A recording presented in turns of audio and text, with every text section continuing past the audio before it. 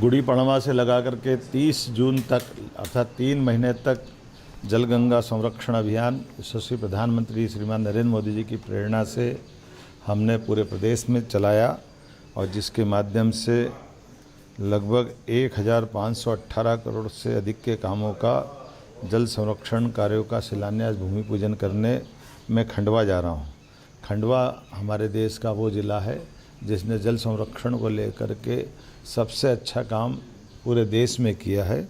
भारत सरकार के जल शक्ति मंत्रालय द्वारा खंडवा को नामित किया गया है और इस कार्यक्रम में आज जब समापन हम करेंगे तो जलगंगा संरक्षण अभियान के माध्यम से महात्मा गांधी राष्ट्रीय ग्रामीण रोजगार गारंटी योजना के अंतर्गत लगभग 578.8 करोड़ के 57,207 जल संरक्षण के विभिन्न कार्यों का लोकार्पण प्रदेश की तरफ से किया जाएगा।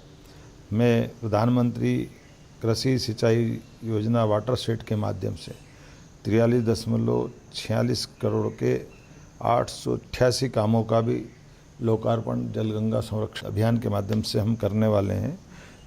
खंडवा जिले के लिए भी अलग अलग प्रकार के जल संरचनाएँ जिसमें नदी, बावड़े, कुएँ, तालाब, खास करके खेत तालाब योजना, अमृत सरोवर योजना, प्रत्येक वो जल राशि को समर्पित योजना जिससे अतीत के काल से लेकर वर्तमान तक लोगों को जल की महत्ता भी ध्यान में आए और जल से उनकी ज़िंदगी में एक समृद्धि आए और जल की संरचना के बलबूते पर हमारे जीवन में एक सुखद पल आए। और मैं मान के चलता हूँ जब आज ही हम संकल्प लेके चल रहे हैं तो प्रदेश भर में जल को लेकर जागरूकता भी बढ़ी है।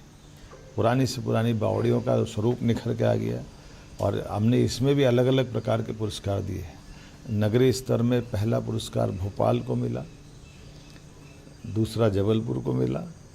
उसी प्रकार से 1 लाख से 10 लाख के अंदर की आबादी में इसके पुरस्कार दिए गए जिसमें उज्जैन आया है। उसी प्रकार से 1 लाख से कम की नगर परिषद नगर की वार्डों को भी पुरस्कार दिए गए। ग्रामीण क्षेत्रों में भी समान रूप से बेहतर जल रचनाओं पर जिनने काम किया उनको ग्रामीण, शहरी सभी क्षेत्रों में और जल शक्ति मंत्रालय द्वारा मिलजुल करके जो काम किए गए वाकई वो अद्भुत है। और हमारे यहाँ तो जल के लिए कोई भी काम बिना जल के समक्ष हो। जल देवता जल पुरुष की आवश्यकता के बिना पंच तत्वों में हम न तो पूजा पाठ कर पाते हैं, न जीवन का एक दिन एक पल जी पाते हैं। आइए हम सब जल को सहेजें, आगा जीवन बचाएं। मध्य प्रदेश तो वैसे भी जल के मामले में नदियों का मायका है, इसकी अपनी महत्ता है।